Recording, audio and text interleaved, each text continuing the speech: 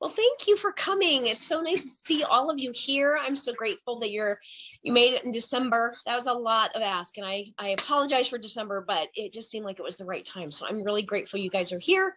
We have a wonderful audience online. We're going to have a speaker online as well who's going to join us here a little bit later, but we're going to get going. So thank you for coming to our State of the Academy. I want to begin by expressing my gratitude for the trust that you've placed in us and in my faculty and our staff to provide and partner along with you, alongside of you, to partner with you with your most prized possession, your child. We take our role in this partnership very seriously, and we appreciate you sharing them with us every day. To form a community in which goodness, truth, and beauty are not just things we say, but are attributes that we cultivate within our students and ourselves, we've created the school. We hope that with this endeavor, we can be exemplars of virtue and an edifying element in our Cal community. Truth be told, Cal is not simply an academic institution, but rather a community that is responsible for reclaiming and preserving the best of the Western and American traditions, to pass this heritage along to the current and future generations, and indeed for the continuation of the American Republic. Yep.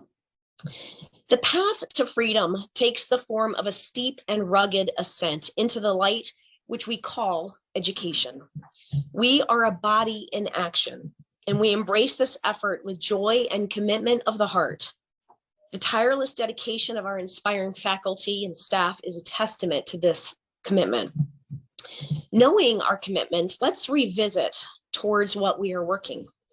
Classical education is a vehicle, and nurturing the heart and soul and mind of our children is our mission. So let's revisit what is classical education.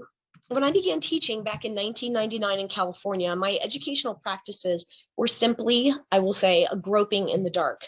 Teaching my first graders about the rainforest, having them memorize their spelling words, didn't even know that phonics was a thing, and regurgitating those words for a test, sending my students out to research random subjects to conjure up seemingly productive learning avenue was the best I could do.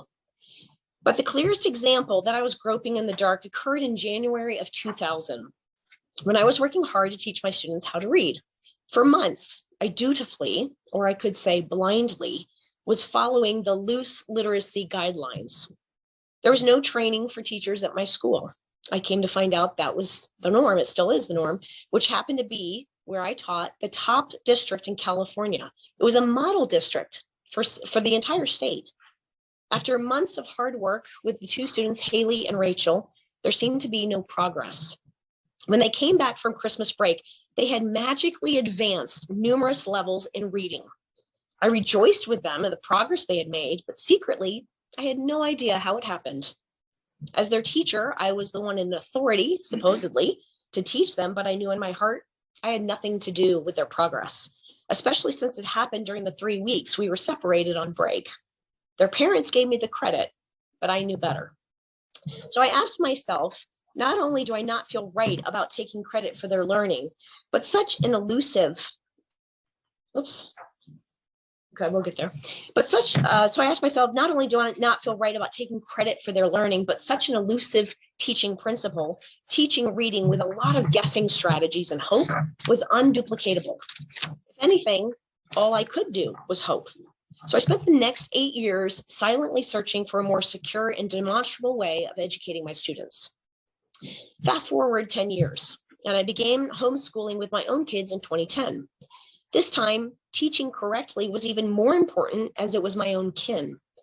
I was more committed than ever to satiate my hunger for a more substantial education that would not just teach the 4 layers of the rainforest, but that would positively impact the unique identity of each of the children before me. I was searching for that lost art form of education. So I stumbled my way on a book called Thomas Jefferson Education. Maybe some of you know it. Has anyone read that? Okay. It's by Oliver DeMille. I remember sitting by the pool devouring the words as Marin and Colton were swimming in the pool. And I had found something deeper. But that led me to another book, and that was Cultural Literacy by E.D. Hirsch, which interestingly would become a very familiar name to me as he is the author of our core knowledge history here at Cal. Written in the 1980s, Hirsch then knew that there was a chasm that was beginning to form or had formed in our culture. And the antidote for that culture or for that chasm was to cultivate a continuously shared culture core, a shared vocabulary and a set of symbols that would carry on this American paideia. So paideia, that was a new word to me. I learned it was a Greek word and it stretches back thousands of years. Has anyone heard of paideia? Is that okay? Just a couple of you. So paideia is what motivates our behaviors and our decisions. It's a subconscious mental construct which forms our very culture. Every culture has a paideia. You go to France, it has a paideia. You go to Iraq, you go anywhere you go, that culture has their paideia. It's how we vote. It's who we decide to marry, what size families we decide to have, how we think about individual rights or life. So what is America's paideia? The next few slides I'm going to show you here are from a book called The Battle for the American Mind. Has anyone heard of this book? Okay. You read it, I assume? Yes. Okay, good. So a few of these ideas are coming from this book. It describes in detail this idea of paideia and specifically how it relates to America's paideia. The American paideia is made up of two parts, the Western tradition and the Judeo-Christian roots. The Western tradition, we often talk about at Cal, and we say that we teach the best of the Western tradition.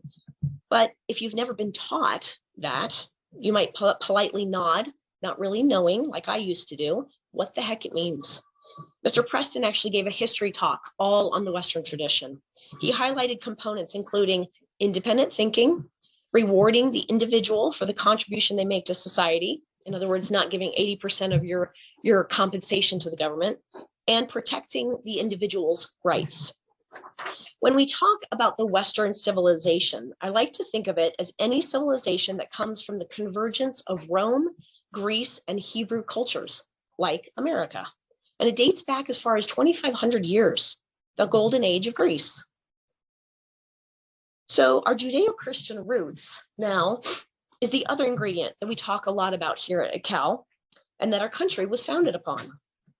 Western nations recognized that the state or the people operated best under one God or as a monotheistic nation. When you combine the Western tradition and a culture that is rooted in the Judeo-Christian principles, the result is the most prosperous of human governments, a republic that we know as America. This paideia was intentionally created for a self-governing people, specifically who lived in a republic over 2,000 years ago.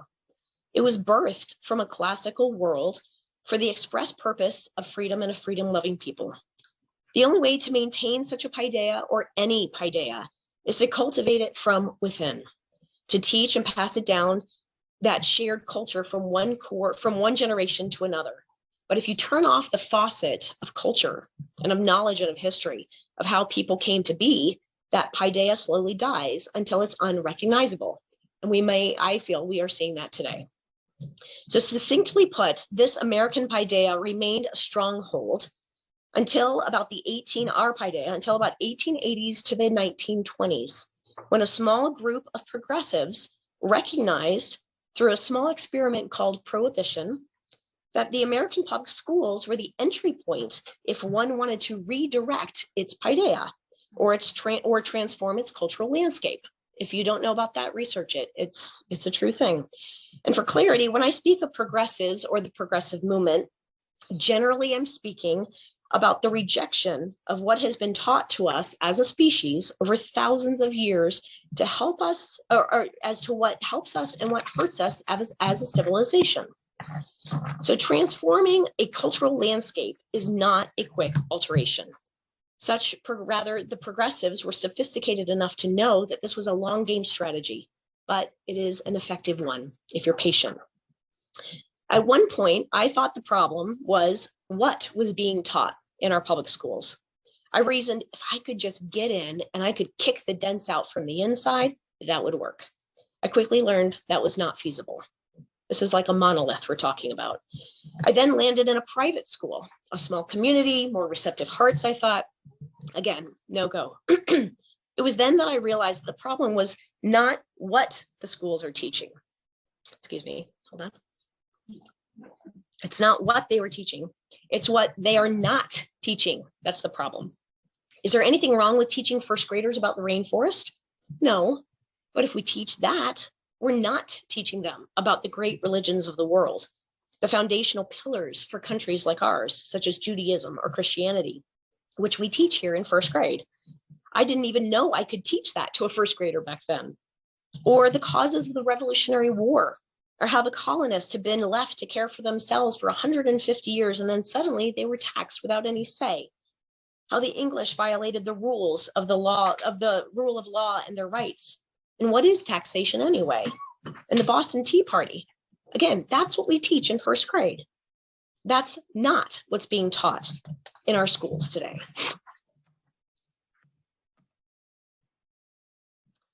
So let me back up here.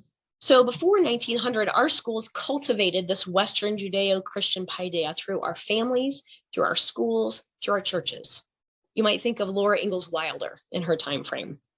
They gained wisdom from the examples in their household, through their church and at school by studying history and the classics. Generally speaking, public and private education rarely teach history today because our teachers were not taught this in the first place. And I sat in that category. When you cannot teach what you do not know and what you do not value.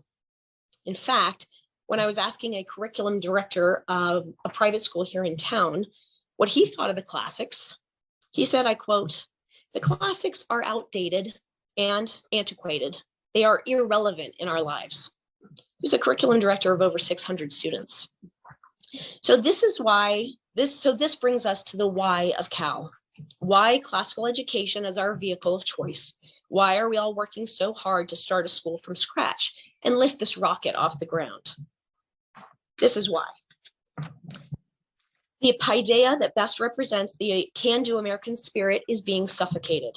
I want to show you this comparison grid. This is from the book, The Battle of the American Mind. On the left, you have the Western paideia, and on the right, today's paideia. It's a little small, so I'll read it to you back there. On the Western paideia, students gain wisdom, and in today, they seek only factual data. They focus on new and recent events or activism. On the Western side, children saw divine order in everything, and today only anti-humanist anarchy sits before us. I think of the summer of 2020. On the left, students practice the art of reason as they pursue truth. And on the right, you find today indoctrination from secular viewpoints. On the left, the kids studied history and the classics. Today, nothing is worth knowing that wasn't just thought of. On the left, strong-spirited citizens are better in a community or the polis than their own. On the right, we are creating weak-spirited citizens who serve the state or themselves. And on the left, we used to search for greater meaning in life. And today, we just search for jobs. Now, I want to clarify. Getting a job and making a living and being a contributor to society is expected and needed. We all need to do that, especially in a capitalist society. But I think we've been duped into thinking that the primary cause of education is only about job training. Here's how the Greeks defined it for centuries and how the West viewed education.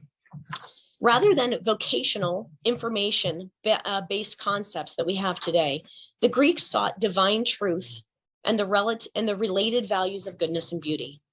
They proved that the pursuit of the ideal produced in a civilization that lasted longer and was more influential than any other culture in history.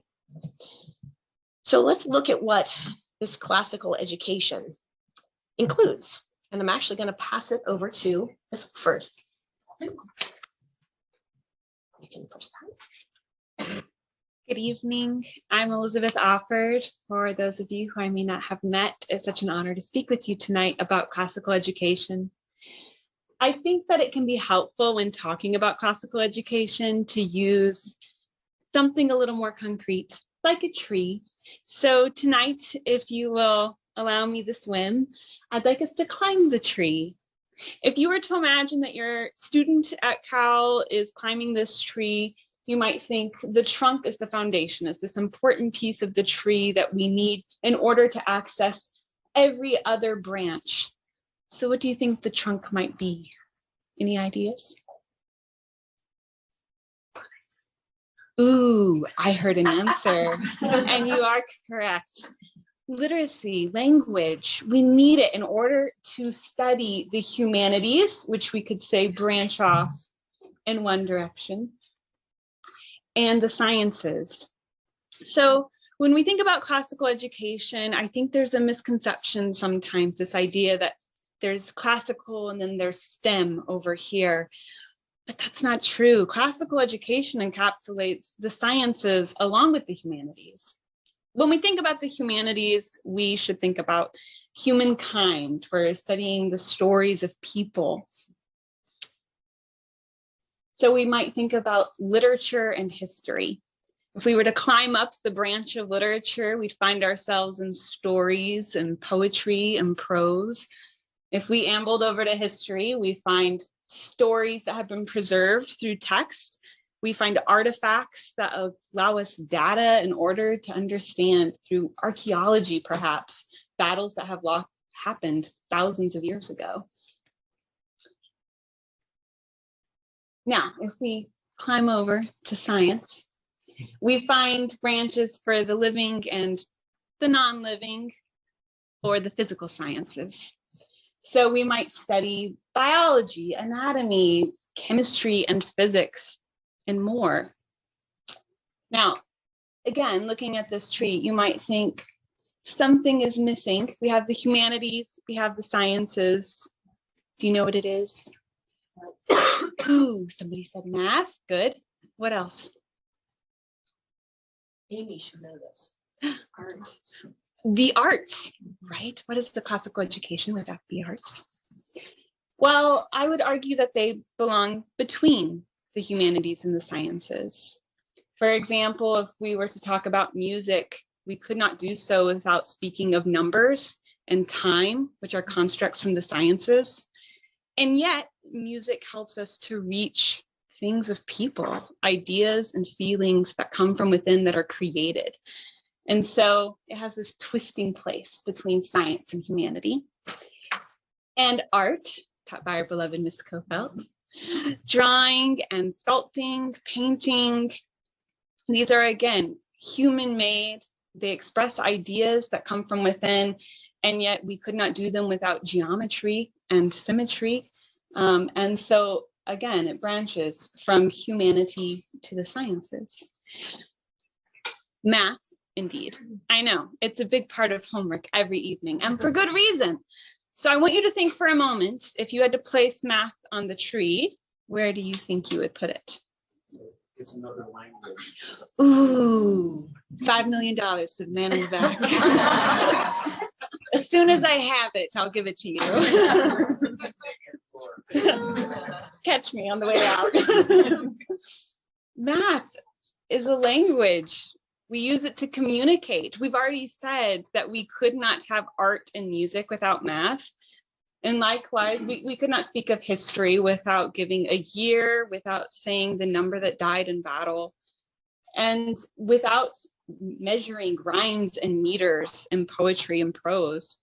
So looking at this tree, I think it's helpful to see we are helping every student climb this, starting at the bottom, laying a solid foundation, particularly in elementary school. They're building up a strong trunk for literacy and math and Latin, so that they can climb into these branches of all the subjects, both the humanities and the sciences. And then someday, when they've reached the top and they can look around, they can gain some perspective and decide which leaves they think are worth reaching for. So that's a very, I hope, simplified, concrete look at what classical education is. But I think most importantly, I love to finish by coming back to classical education, the opportunity to climb every branch and not just the ones that have been hedged or chosen for you. It gives you the opportunity to join in a conversation that has started with the beginning of mankind. And by allowing our children the cultural literacy to climb the tree, they get to read texts that were written thousands of years ago and respond to them. They get to write and read and think for themselves now so that others in the future can also be a participant in this discussion, this great discussion. We have the opportunity to join in a conversation that Socrates contributed to. And I think that's amazing. So anyways, thank you very much.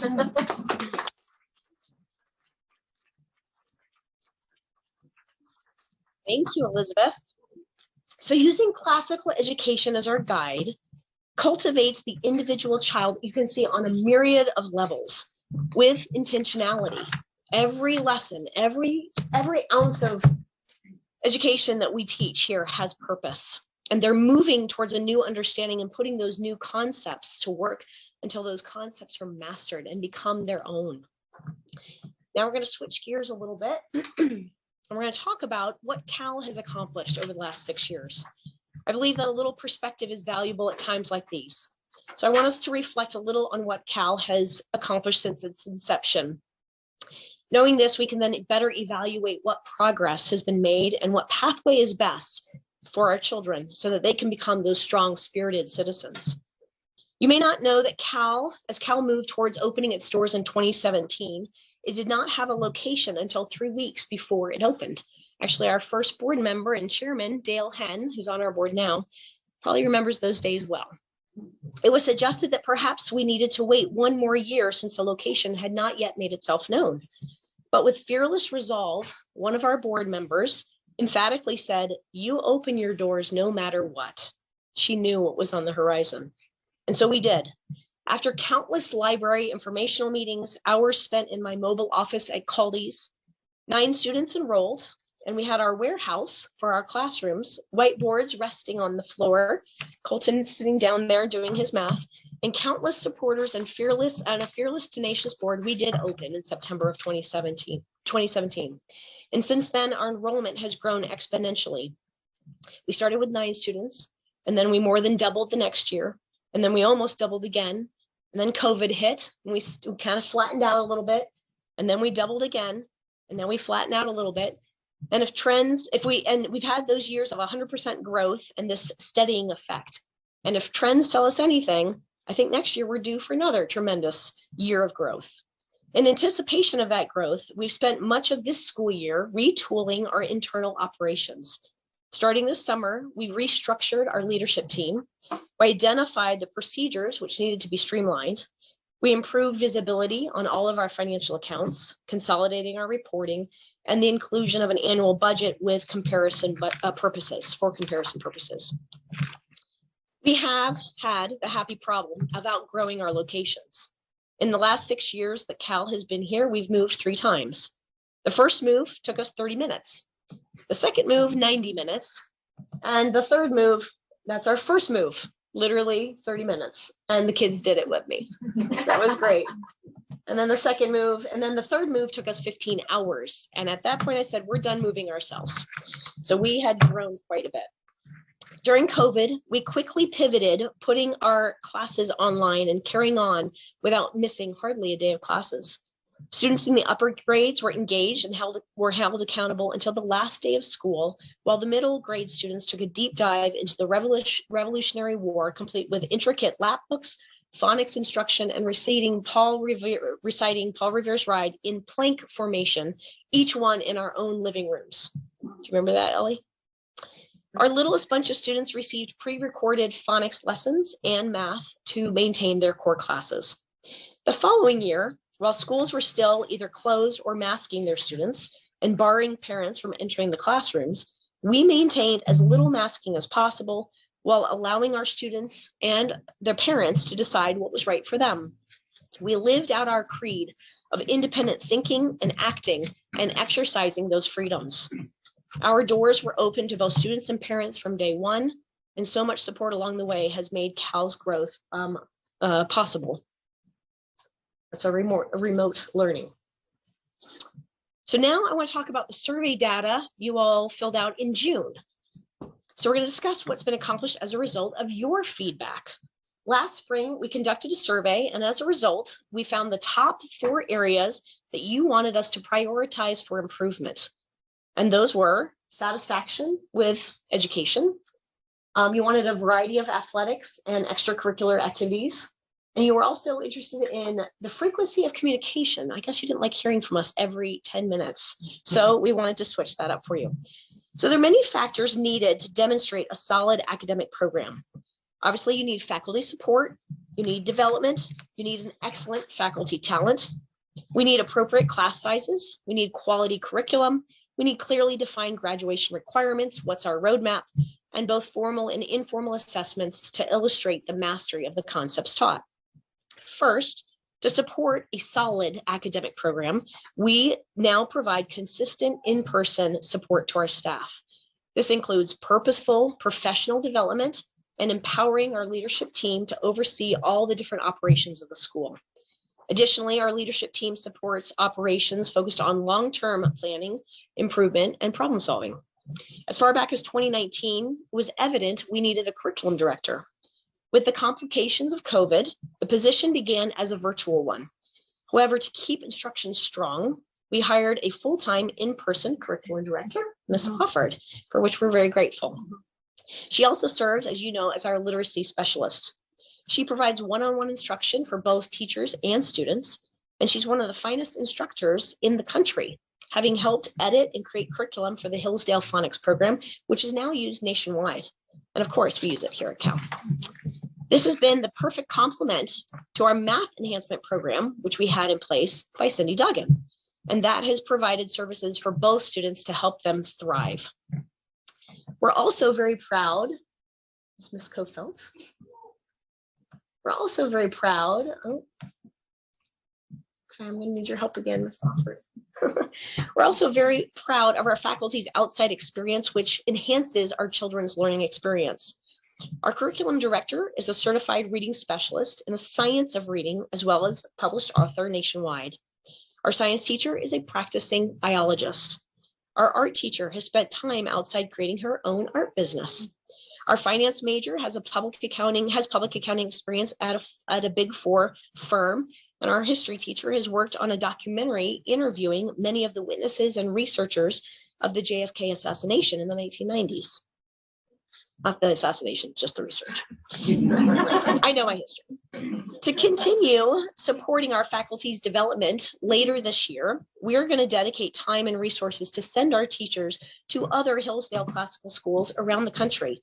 Unfortunately, we only have one other classical school here in Missouri, no other Hillsdales, but we want to see, I have seen those Hillsdale schools in action, and I need our teachers to see that as well. So this is done as part of our dedication to continued professional development for our faculty and staff, which translates directly to our students, offering a continually high quality program. We also nurture a relationship with the Hillsdale network of schools, which are always available to us for guidance and who share resources. So class size is another factor supporting our academic program. Currently, the class size depends on the classroom size that we have. Many of our other BCSI schools or Hillsdale schools under the same curriculum that we teach are somewhere between 20 to 25 students, but our cap is 20 to 1. Location dependent, our goal is to split our 1st and 2nd grade classes and our 5th and 6th grade classes as soon as possible. We expect to keep our class offering from kindergarten through 12th grade for next year. Graduation requirements. You can't see it very well, but they are clearly defined and they come complete with class outlines, track schedules, and credits needed for graduation. Missouri state standards require 24 credits, but we expect 27. That gives our students the best possible opportunity for choices of colleges. We also will utilize standardized testing.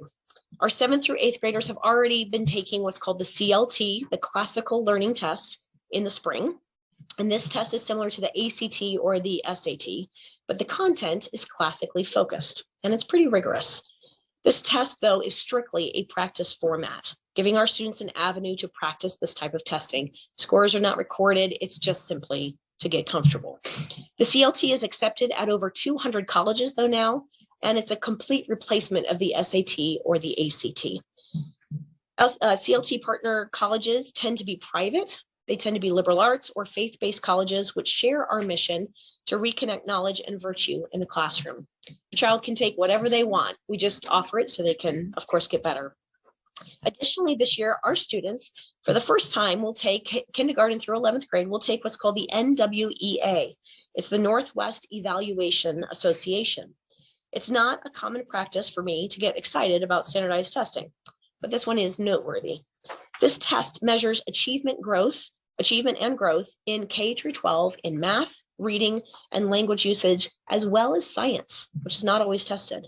It will then provide our teachers with accurate, actionable evidence to help us inform our instructional strategies with our students, regardless of how far students are above or below grade level. We're going to administer this test 2 times during this next semester, once in, well, early winter and then in the spring. A unique factor of the Hillsdale schools is that we do not teach to the test. We do not prep our students for this. We simply stay true to our curriculum. And this gives tests like the NWEA even more authenticity. We have purposely waited for Cal to grow large enough to begin this standardized testing, but we have yet to create a history of data with the NWEA. So I was curious to see how other Hillsdale schools across the country were performing with these tests. This first slide is going to show you the results of Hillsdale charter schools within 6 different states: Colorado, Nevada, Florida, Michigan, California, and Georgia. And they've all taken the NWE test for this is for last school year, but they've been taking it for a number of years. Both Cal and these schools use the same curriculum. Keep that in mind. This is the ELA, or the language arts test, which tests reading proficiency and writing. This bar graph shows that the state weighted averages in red and the Hillsdale schools weighted in blue.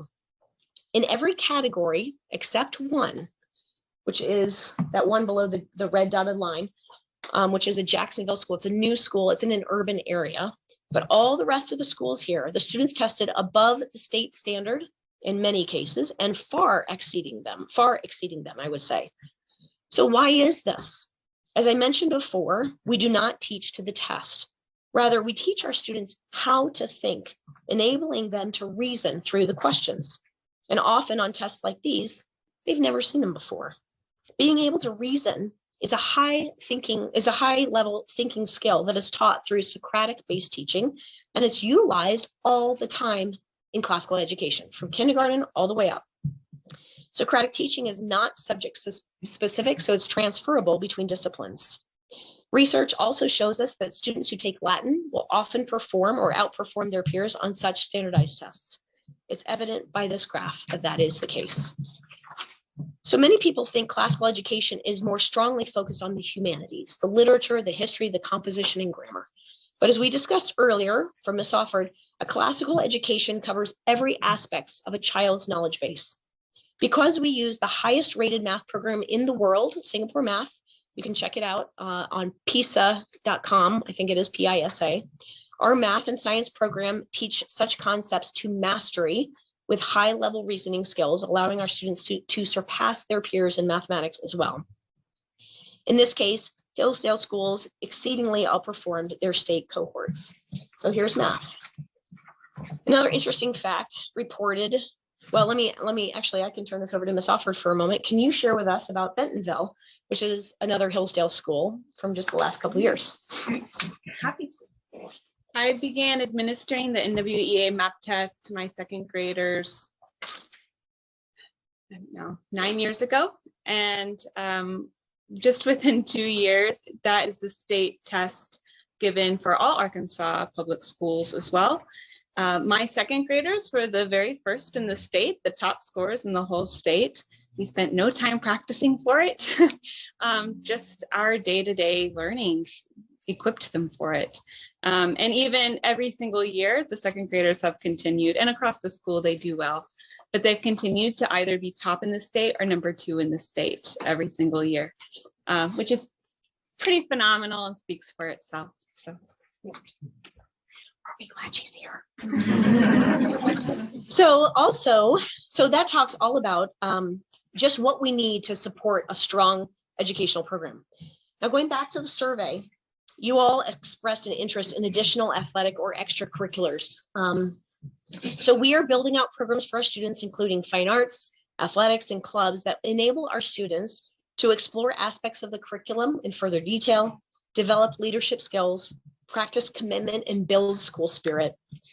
Clubs coming this second semester will include a book club, which we're already started. They're reading Emma by Jane Austen.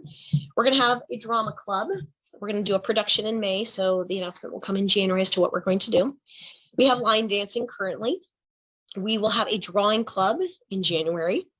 We're going to have impact soccer and sewing club. And parents are often leaders of this, and so we're very grateful for that support. Other programs that we're working on for next fall, more for our older students, include a speech and debate team or a club.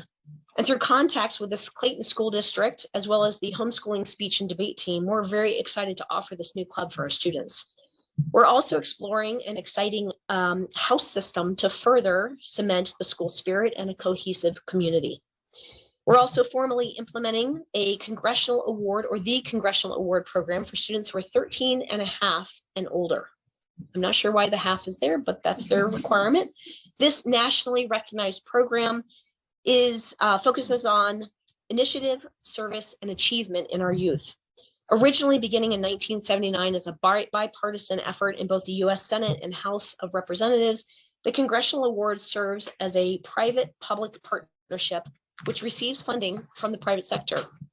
Through this avenue, our students are able to develop skills, interests, and individual character as they advance towards adulthood.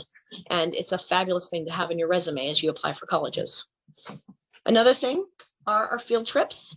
Our field trips connect our students even more deeply to our curriculum, and they take our students and family obviously beyond the classroom. Our significant out-of-town field trip coming up this year will be to Gettysburg. We'll be focused on history, and we, of course, will take others as well. So more information will come in January about that. We have many students who are musically inclined here at Cal, and as indicated in your survey responses, we understand that this is a very important part of your child's development.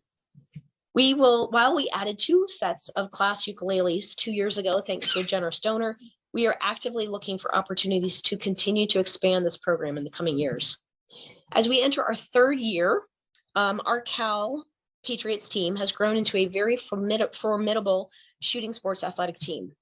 Having competed in 14 events last year, including nationals and the AIM or AIM Grand, we have had either individuals or teams place in every single event we entered.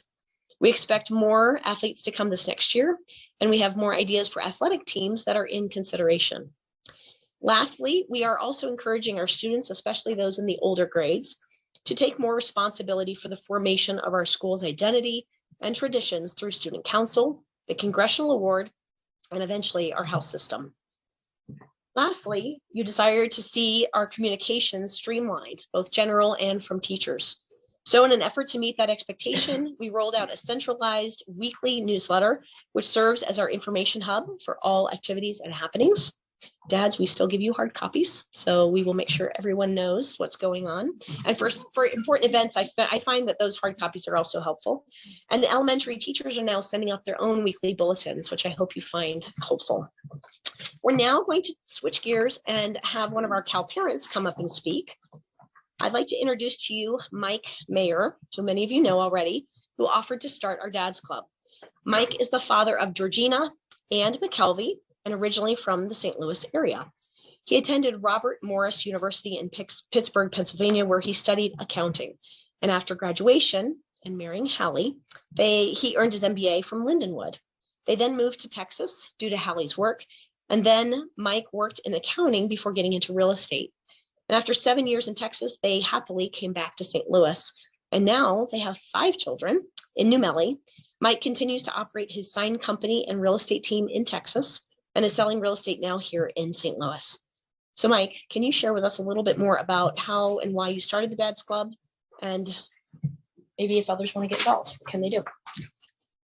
Thank you, Katie. Is this tall enough? Can they see me That is here? a great question. Yeah, I think we're good. You stand back. I'm going to stand back.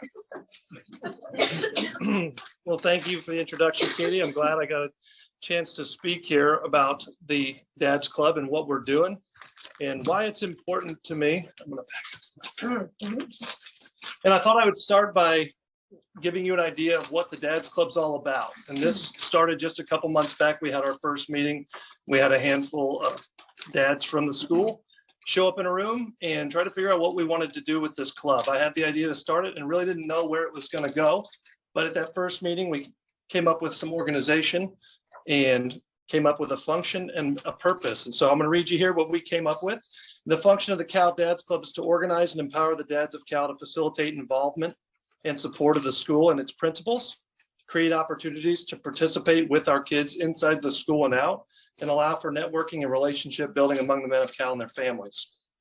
Our purpose was to acknowledge our vital roles as fathers and recognize the potential that we have to impact the development of our children, the success of the school, and the longevity of its mission in the community. And really what that means to me and what kind of led me to start this was really goes back to how we kind of came upon the school and how we found it. And so we were living in Texas for about 7 years, and we came back, bought a house in an area intending to go to this specific public elementary school because it was all that and great scores and all this stuff. So that really affected where we ended up moving to. Fast forward to COVID comes around, and my wife had the foresight to know that regardless of what the school district said that they were going to be implementing masks for kindergartners, and she wasn't going to have that. So we ended up attending a local, our church program had a PDO through kindergarten that year with the intentions to start at first grade. So that was great, but come first grade time for our oldest, the first grade wasn't going to happen there. And so we were back on the search for a school that wasn't going to require masks and all the COVID restrictions. We went so far as to prepare to homeschool our oldest, and we were very familiar with the Hillsdale curriculum, and my wife had intended to, while working full time, try to make all that stuff work. And we stumbled upon the school in the meantime. The funny thing is the church is about 1,000 yards that way. And so we drove by this building every day, and upon some further investigating, realized that this was a classical education using the Hillsdale curriculum, and we kind of felt like we'd found the golden goose. So that was a huge thing. So when you ask me what's important here, I don't dwell on the academic side because it's the perfect thing for us, for our kids, and we knew a lot about it, maybe more than a lot of people did when they came in. So the other side of that is what I think is important is, not just what they're learning, but also, what we're protecting them from and what's going on in the rest of the world.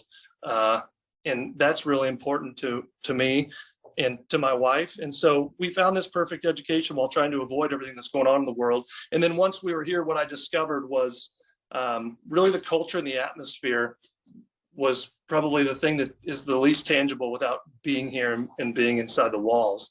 Everything from the handshakes at the front door in the morning to my first time being here for recitations was Donuts with Dads last week or 2 weeks ago, and hearing first and second graders of everybody, but my first and second graders reciting memorized poems kind of blows my mind. I don't know that we weren't doing things like that when I was that age. And to me, it's kind of the unquantifiable impact on our children's education of being surrounded and taught by people that really care about them and that really care about what the school's doing. And to me, everybody that I've met that works here is here because they want to be. And I don't know that we'll ever be able to wrap our heads around what that's going to mean just for the kids and what in their progression. So my kids, first and second grade, are excited to learn. They come home and do their homework as fast as they can, and they enjoy it. And I hope that continues into middle school and high school, but it's really incredible to see that. And I think that's the one thing that if I could tell anybody, you got to try it, because until you see it, until you experience it, being here, it really is kind of a family. So how does that come into the Dads Club? Well, we're obviously very passionate about what's going on here. And I think I got to meet a couple dads here and there while chasing 2 or 3 of my kids around at the ice cream socials, and we'd meet, handshake for 5 or 10 minutes. But I was like, I pretty much hit it off with everybody I met, and I was like, we got to hang out. We got to do some more here. We got to get involved. And so I kind of started poking around and seeing what there was for dads, and there wasn't anything. So I took it upon myself to do that.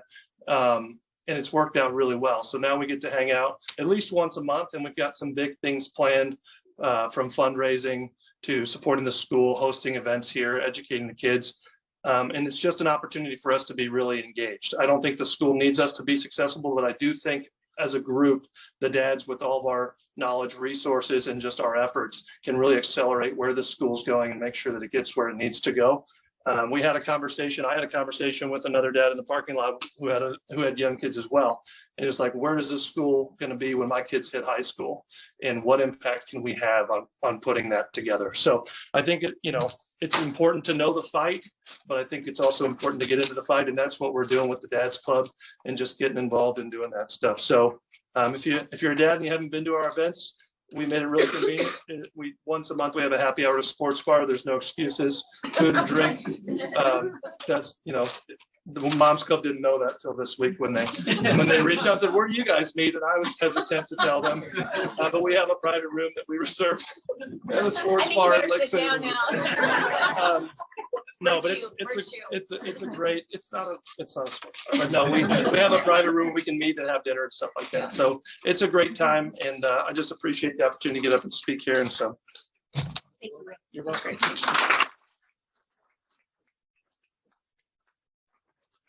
And I would say the Dads Club and the Moms Club are a huge component to the success here at Cal. Yes, ma'am. Can I just ask if grandfathers can go to the Dads Club? 100%, yes, ma'am. We would love that. Maybe interested. Yes. And so our Moms Club, which is currently headed up by Ashley Greyer, is also getting off the ground. They've already solidified some officer positions and are looking to, if you haven't been a part of that as well, I guess Hallie or Ashley would be the people you should be in touch with. So, all right. We are now going to, let's see here. We're going to switch gears again, and we're going to invite Mr. Payne. His name is Ben Payne on. He's going to be virtual. He's out on the East Coast. And I'll give a little intro while our amazing IT department is switching that over. Mr. Payne brings 13 years of school leadership experience in both the private and public sector to Cal. He has been my executive coach, and he's been coaching our leadership team since summertime, and he's been wonderful. In addition to his time at Highlands Latin School, which is in Colorado, and West End School, Mr. Payne was the founding principal for one of the first Hillsdale schools in 2013. He's also worked with Hillsdale College as a project manager in the charter school realm based out of the Kirby Center in Washington, D.C., if any of you are familiar with that. Mr. Payne is excited to support myself and Cal in general in the challenging and rewarding work of how to lead classical schools. He's the father to 3 school-age children. He has his bachelor's degree from the University of Virginia. He has a master's in architecture, which is interesting. That's how he got going. And he brings his experience from his work in architecture, project management, and nonprofit board work to play in his support of classical education. So do we have, there he is. Hi, Mr. Payne. Good evening, everyone. Thank you so much. I'm so thankful for the opportunity. It's great to hear Katy and Elizabeth speak about the school. Yeah, and just okay, I need to be even louder. One clarifying point is that I was at Highlands Latin School, which is actually in Louisville. It's if you are familiar with Memoria Press, Highlands Latin School is the K through 12 cottage school that is now developed into a 2-campus, 700, 800, 900 student school out of a homeschooling movement in Louisville and Memoria Press. So it's a quite a privilege and honor to have my educational career start there. I was actually on another leadership call earlier today, and it's so nice to hear Katy speak, because right now is a time, and you may even feel this as parents, where you feel a little bit in the weeds. It's the holidays. You're trying to make sure all those teacher gifts get out. You have your own holiday plans going, and it's so great to have somebody like Katy speak and to remind us of the big picture and why we're all here. The quote that comes to my mind often, and it's certainly in line with a classical education, is that in teaching, you cannot see the fruit of a day's work. It is invisible, and it remains so for maybe 20 years. And that is a quote from Jacques Barzun. He also has a lot of writing, like E.D. Hirsch and others. I am here today. Not only do I coach Katy, but I'm also part of the Hillsdale K-12 leadership support system. I started off at one of the first BCSI schools, the third BCSI school back in 2013. We are now over 50 schools, curriculum schools, charter schools, and it is growing. Honestly, it could be even more schools than that, but Hillsdale is taking their time, making sure everything's done the right way, selecting schools like Cal and others as really high quality, as exemplary educational institutions to carry the Hillsdale curriculum and to do this work. So kudos to Katy and all of you there who have recognized this as parents and seen this as the best for your children. Just want to recognize everyone in the room for that. The thing, one of the things I want to point out, I've been in public education and private education. I've been in Washington, D.C., Savannah, Louisville. I've been in California a little bit, New York a little bit. And I just have a few anecdotes to share because we can forget what's going on out there. One of the first is that as a principal in Georgia, we were all brought together for a conference of principals when I was there. And the speaker was a superintendent in Georgia, highly touted. He has continued to rise in the public education world. And the very first words out of his mouth were, "I am so tired of thinking this is about education. Just stop. This is not a conversation about education. This is about proficiency." And that was an unfortunate light bulb for me, that here I was we were trying to work toward education in the classical realm. And we were definitely going against the grain because everybody else is talking about proficiency. They're talking about these skill-based ELA and math tests every year, the short-term goals, not having the big conversation. So just a reminder, and that is the prevailing mentality in the public school system out there. Yes, there are wonderful teachers. Yes, there are wonderful principals out there, but the overarching paideia of public education perhaps is about proficiency. It's not about education. What that looks like in this classroom is what seems like relatively innocuous and benign little things. You'll see children. My own daughter is in a traditional public school here. She gets little reading passages, and in those reading passages, just these little progressive mindsets start to get worked in about framed as things that are really hard to argue against, like tolerance and different things like that. But you can see that it starts to get away from truth, and it starts to get away from teaching our children how to think, but what to think. They are not being taught truth. They're not being taught the ideal, but they're being taught by expert opinions what these experts want them to think. To an extreme example, when we were in Washington, D.C., a flyer came home to all the parents of an elementary public school, and the flyer announced, and this is in 2018, a flyer came home that announced the way that the public school was going to celebrate your child's transitioning announcement. So that was a proactive measure the school took to send that letter home to all of the parents there. And then the last thing I will say, also in DC, I was working in the charter school world with Hillsdale College and working with the charter school board. We were recognized as having one of the best charters they've seen written, one of the most thorough, because again, it's Hillsdale. That's what the college gets behind. And the primary sticking point they had was, they said the one concerning point we have in your charter is the use of the word moral. What do you mean by that? So again, and this goes to something I'll mention right at the end of these few minutes here. But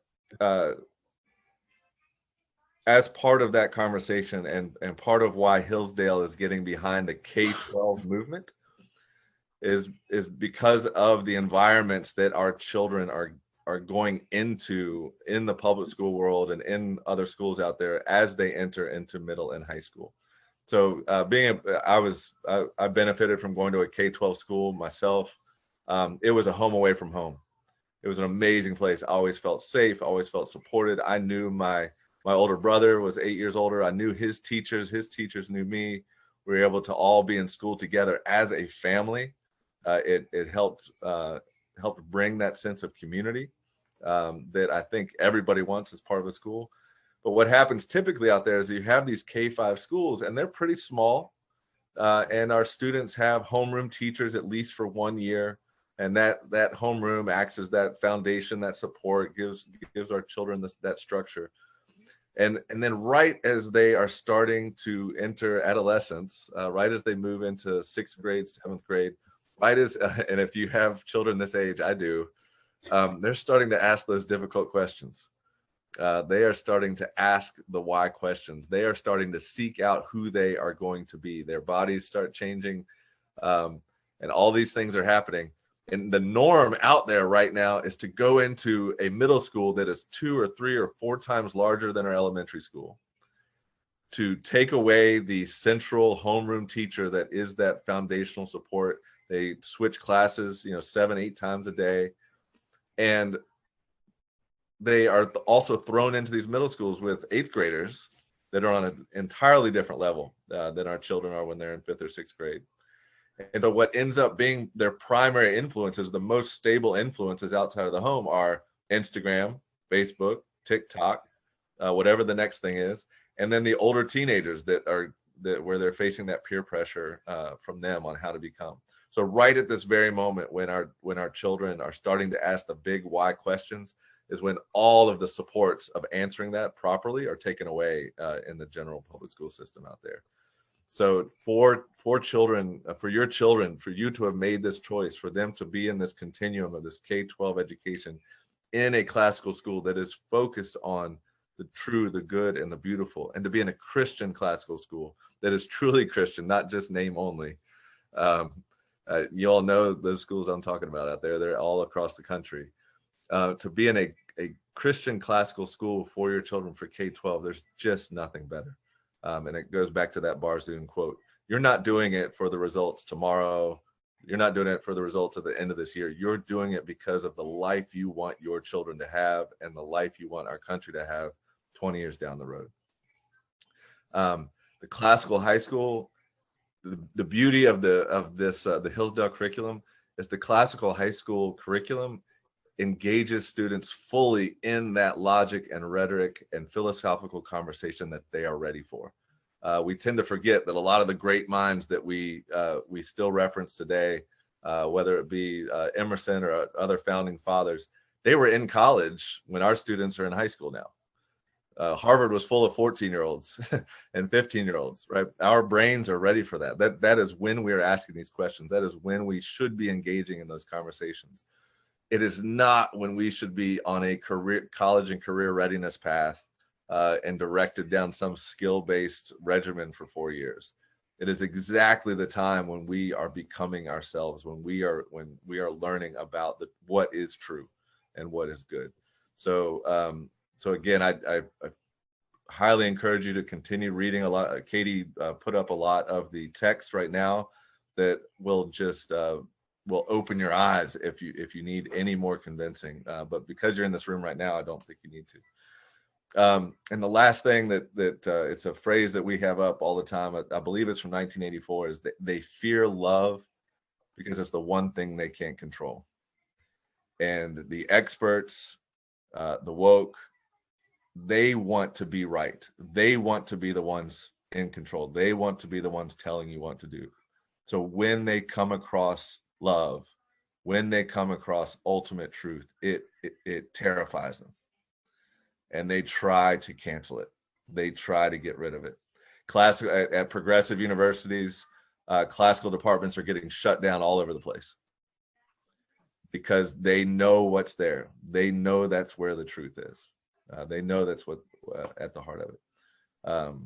So I'm going to go back to it again. That Jacques Barzun quote. It's about that delayed gratification. That is part of that virtuous instinct that we are inculcating in our children, and that you have and that you embody by being the parent with your child at Cal. So I am so thrilled to be here. I know it's been a long night. I hope there's some questions. I will stay on, Katy, if that's okay. If anybody has questions, see what's going on nationally. Thank you so much. This is indeed a revolutionary education at a revolutionary time. It is countercultural, and that is the best thing to say about it. It is countercultural. It is fighting for what is good. So thank you so much. Happy to take part.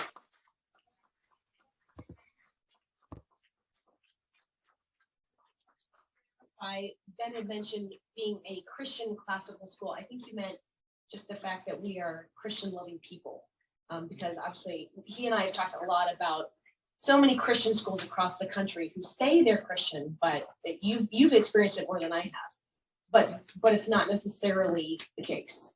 Is that what you meant? Yeah, no, you're certainly open, but that's at the foundation of what we're talking about, of where the education's coming, of the good, the true, and the beautiful, certainly. Right.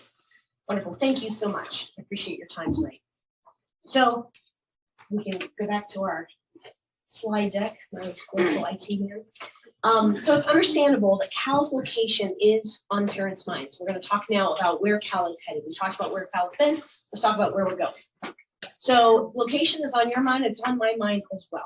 It's helpful, I think, for me to share with you what we've accomplished over the last year or so. We have established a location committee, and it's worked on behalf of Cal and our needs for the last 18 months. We have been exploring all types of possibilities. We've engaged the services of a commercial realtor. Thank you so much. Appreciate it.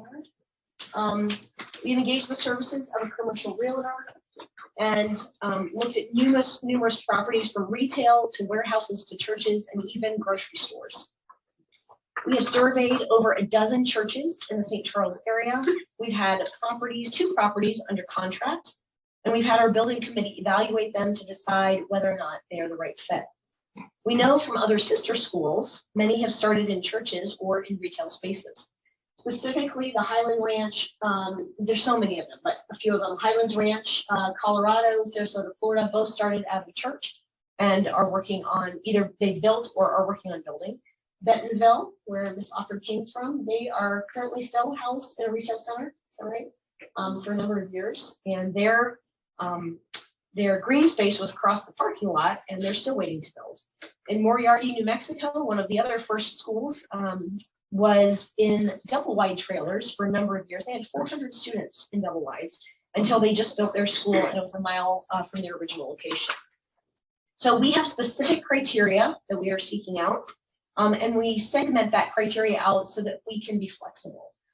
Excuse me. We've run financial analyses with our CFO on properties that we're considering seriously. The board then weighs in on those properties, the pros and the cons, as we think through both the short-term and the long-term effects of such an important decision. We have approximately 10 individuals with varying backgrounds working on this weekly, if not daily, as we speak. It's priority number one. Let me just share with you the criteria we're looking for. Of primary importance, we want a safe location with all the amenities for our children and their educational program. We need green areas so we can move about and continue our phenomenal PE classes that we have. We want our kids obviously to run and play and even have our rocket launches. We want a gym, a cafeteria, stage, a performance space for all our future programs. We need 18 to 20,000 square feet. We need dedicated art space. We want to find a way to stay in a place for 3 to 5 years at minimum. We want to move as few times as possible. We want to stay within the target area of where you all and we all live. We see ourselves in building, and we see ourselves either building or buying in the years to come and want to establish our forever home in the next 5 to 10 years. We will maintain ourselves as a Hillsdale K-12 curriculum school. And we see our enrollment next year, our goal is 140 students. Eventually, we want to get to 400 to 600 in the K-12 arena. In time, we want a full band or an orchestra, theater program, sports, the works. Don't ask for much. So bottom line is, we want our children to have the best experience possible. And this is why we're doing this. But it takes patience and grit and determination and faithfulness and courage. It takes something when you're trying to do something for the first time. And we do need your constructive, positive support. We need you to keep your eyes open. I think it's worthy to note here that in addition to the academic and the character benefits to attending Cal, there are infinite intangible benefits as well. The students get a front row seat in seeing what it takes to have an idea and to bring it to conception. They get to witness the hard work behind the scenes and what it takes to lift it off the ground. They get to see what it means to be a leader, the exciting parts and the hard parts. They see the faculty and the leadership team going out on a limb, sacrificing time with families, sacrificing financial gain, but the incredible experience such a journey affords to build something from scratch and the level of reliance, grit necessary to venture out is unmatched. This is what made America. There is nothing here, and our forefathers knew to advance their lot in life, they had to take immense personal risk or be happy with the status quo. From our founders to the pioneers and to us, being part of something like building a school makes you better for the next challenge. And the children get to know intimately what it feels like to create something and win. So let's talk now about our financial position for Cal. Over the last 6 months, our leadership team has focused on improving our financial systems to ensure sustainability and growth for future building projects, for our faculty, for staff retention, and to set up the school for financial independence for years to come. I'm grateful and happy to announce that we are in the strongest cash flow position that we have ever been. However, on the left-hand side, you can see our historical reserves there, doing great. On the revenue and expense side, you can see our budget puts us at hovering close to break even this year, and that includes our fundraising goals. At present, Cal still relies on fundraising to make ends meet. One way to offset our fundraising needs is to increase our enrollment, which will help to offset the essential overhead. As we continue to grow Cal, we aim to support an endowment so we can shift our focus from raising money for general operations to all the extras that will complement our exceptional academics and make Cal the school it is. Cal is on a positive trajectory, and we expect that we will only get better when we secure the next right location that will accommodate enrollment and expansion. Additionally, you are all aware of our strategic plan that is currently in process, and I thank all of you who have submitted your answers. Please know that we read every comment, and we use this information to help formulate a cohesive and comprehensive plan. Your voice is extremely important to us, and it's going to help us as we build out the roadmap for our 5-year plan. A strategic committee is being established as we speak with representatives from every stakeholder position. We have parents, teachers, donors, board members. We have donors and board members flying in to attend the strategic retreat, and we're excited about everyone coming together to help Cal go to the next level. It's a very exciting time. Part of the mission of Cal is to make education available to a broad range of students. As the board reviews tuition prices every year, we consider the state of the economy, the interest rates, we review tuition in comparables around the area, we gather feedback from all of you, and we have extensive discussions with our leadership team and our CFO. In an effort to do the best we can for families while being fiscally responsible stewards of the school and preparing financially for our next location, all the while sending families the message that we want to do everything we can to have every family re-enroll here this spring, we have chosen to bear the burden and freeze tuition for the coming year. We did this amidst the COVID pandemic, and we want to extend this plan again to our families. We're hopeful that a tuition freeze will serve to attract the volume of students necessary for Cal's continued success while keeping tuition as affordable as possible for our current families. We've also made some updates to our discounts, and we've added a new program. Currently, we have our multi-sibling discount and our pay in full discount, but we want to add more. Cal plans to implement a new, what's called our longevity discount, and this coming up. And so depending on how many years you have attended Cal, you get certain amount of discounts for that longevity or that commitment. Also, since word of mouth is our best form of advertising, Cal is going to run a referral campaign into next semester. This is a temporary program for this next year, running from January through June 1st, in which every Cal family is eligible to participate, teachers included. Tuition credits for the following school year will be awarded as follows. If you refer 1 or 2 students and they enroll, it's a $250 credit per child.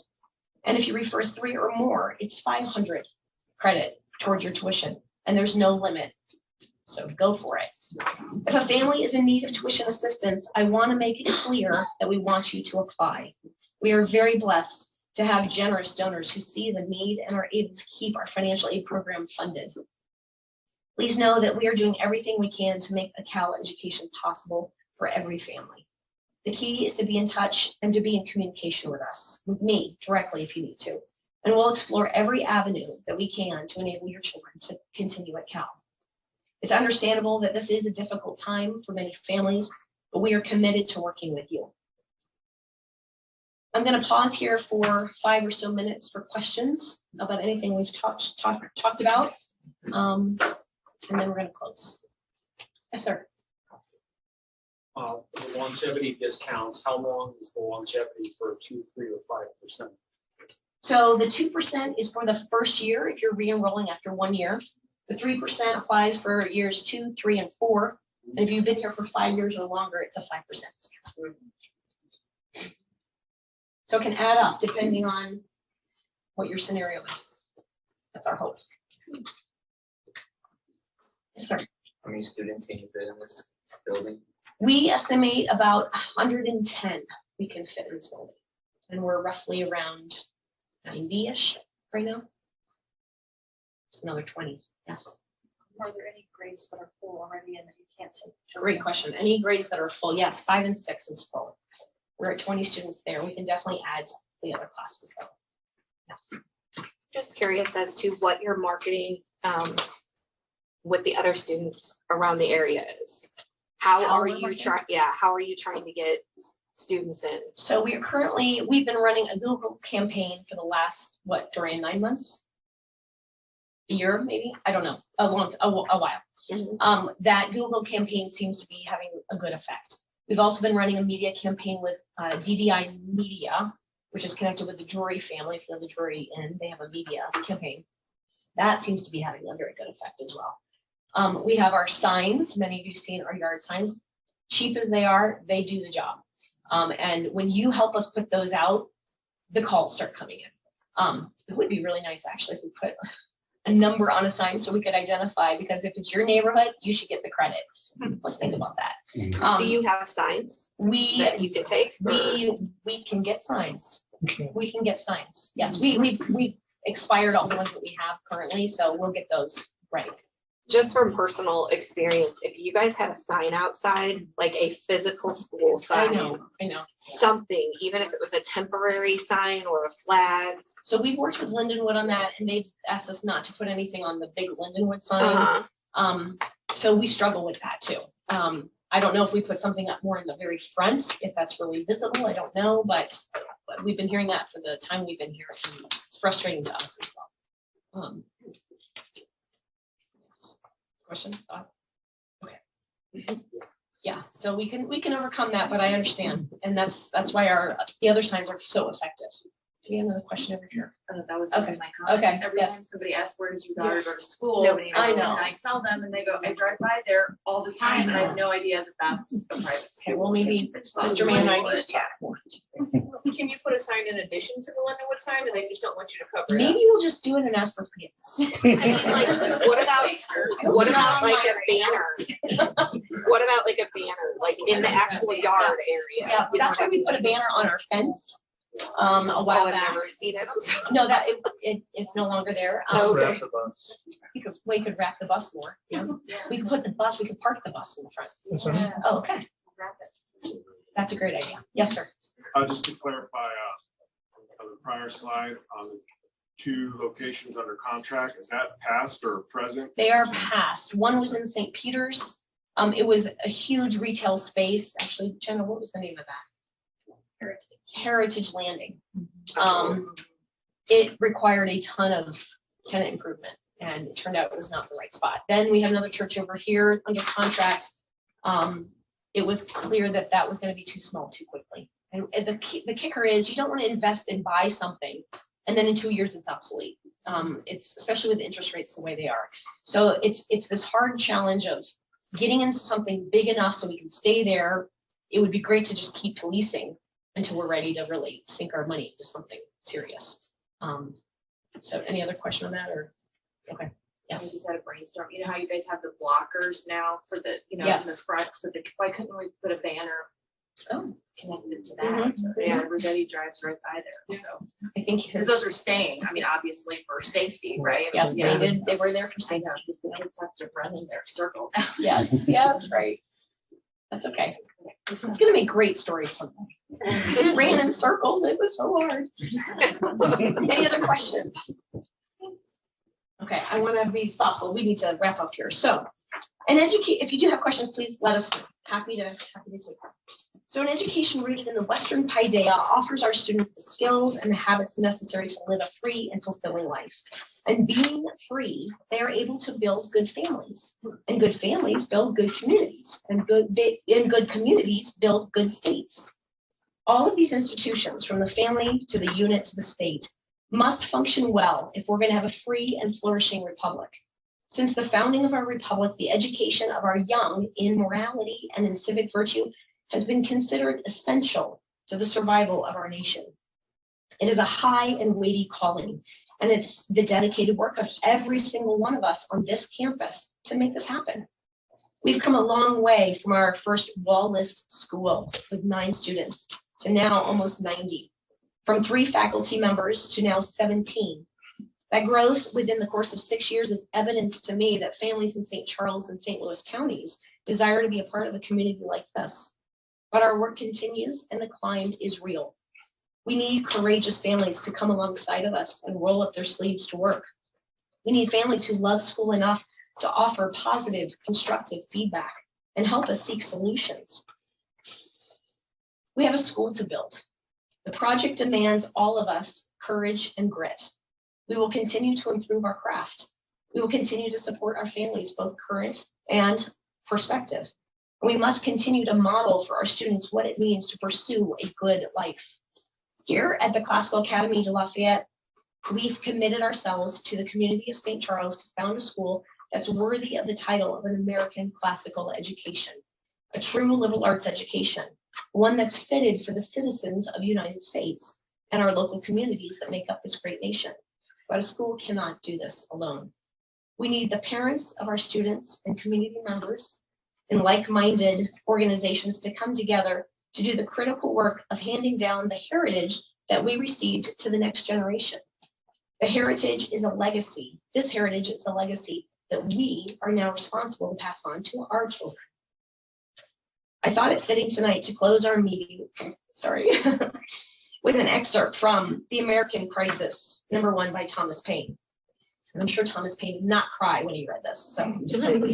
It was first published in Philadelphia on December 19th, 1776, interestingly, 246 years ago, almost to the day. And as an appeal to the patriotism and resolution of the American people. As I reread it this week, it seems as though he wrote it for us. These are the times that try men's souls. The summer soldier and the sunshine patriot will, in this crisis, shrink from their service of their country.